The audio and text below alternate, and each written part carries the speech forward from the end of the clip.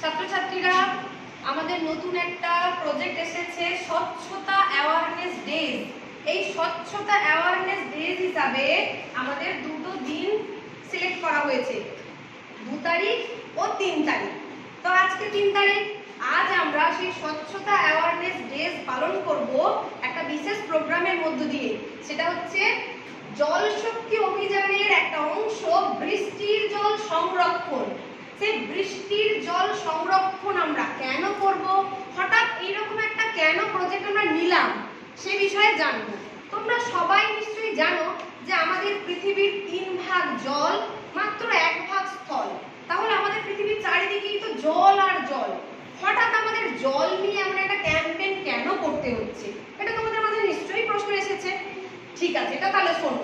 আমাদের এই যে এত জল, তার মাত্র 1% জল আমরা সকলে, এই গোটা বিশ্ব ব্রহ্মাণ্ডে যত পশু পাখি জীব জন্তু মানুষ যারা আছে, সবাই আমরা মাত্র 1% জলটাকেই আমাদের খাদ্যের কাজে বা আমাদের পানীয় হিসাবে ব্যবহার করতে পারি। বাকি জলটা কিছুটাই, কোনোটাই পরিষ্কার বা পরিশুদ্ধ জল নয়, সেটা আমরা আমাদের খাদ্যের জন্য বা পানীয় হিসাবে ব্যবহার করতে পারি না।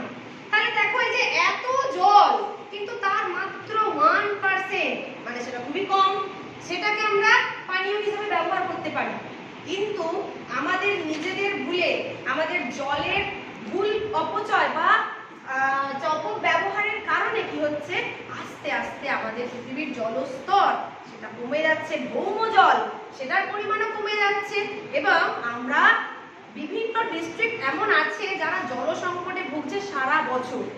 ঠিক আছে, তো এইরকম একটা পরিস্থিতি থেকে বা এরকম একটা পরিস্থিতিতে যাতে কোনোদিন আমাদের আসতে না হয়, তার জন্য আমাদের সবাই একটা উদ্যোগ নিতে হবে। সেটা হচ্ছে কি, যে বৃষ্টির জল সংরক্ষণ করতে হবে। তোমরা নিশ্চয়ই জানো যে যখন গরমকাল হয় তখন সব পুকুরের জল শুকিয়ে যায়, তখন আমাদের জলস্তর অনেক কমে যায়। কাদেরও বাড়িতে যদি কুয়ো বা পাতকুয়ো থেকে থাকে, তোমরা দেখবে যে কুয়োর কত তলায় জল চলে যায়, তাই না? জলস্তর কমে যায়। তো ওই সময় আমাদের জলের ঘাটতিটা কে পূরণ করে না, বৃষ্টির জল। তো এই যে বৃষ্টির জল যখন হচ্ছে, সেই বৃষ্টির জলটাকে যদি আমরা সংরক্ষণ করতে পারি, তাকে আমরা নানান ভাবে কাজেও লাগাতে পারি। তোমরা মনে রাখো, এই যে জল অপচয় বা জল সংরক্ষণের 3টে প্রধান পদ্ধতি রয়েছে, 3টে আর কি কি? একটা হচ্ছে রিডিউস, আরেকটা রিইউজ, আরেকটা রিসাইকেল। রিডিউস মানে কি? রিডিউস মানে কমানো। তার মানে তাহলে কি আমরা জলের ব্যবহার কমিয়ে দেব? জলের ব্যবহার তো আমরা কমাতে পারি না, আমরা বিভিন্ন কাজে জলকে ব্যবহার করি, তাই না? কি করব? আমাদের ব্যবহারের পর যদি কোথাও দেখি যে জলের কলটা খোলা আছে, সেই জলের কলটা আমরা সঙ্গে সঙ্গে বন্ধ করব, যথেচ্ছ জল ফেলা বন্ধ করব।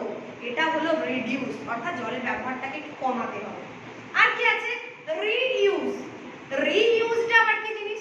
রিইউজ, ধরো গত রাতে তোমাদের জল ভরা আছে, আমরা সেই জলটাকে কি করি, বাসি জল বলে ফেলে দিই। বা বোতলে 1 বোতল জল ভরেছো, তোমরা কিছুটা জল খাচ্ছ, বাকি জলটা ফেলে দিচ্ছ। ওই জলটাকে আমরা নষ্ট করব না, সেই জলটা আমরা কোনো পশুদেরকে খাওয়াতে পারি, সেই জলটা আমরা কোনো গাছে দিতে পারি।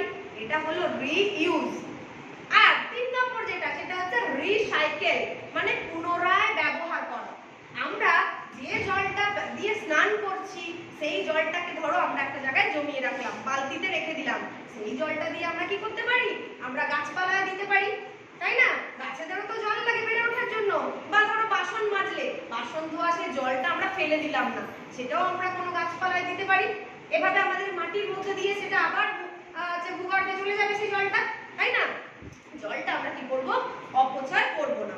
আর যেটা আজকের আমাদের বিশেষ থিম, বৃষ্টির জল সংরক্ষণ। আজ চম্পনগর প্রাথমিক বিদ্যালয়ের ছাত্রছাত্রীরা এটা শিখে যাচ্ছে যে কিভাবে তারা বৃষ্টির জলকে সংরক্ষণ করে ব্যবহার করবে।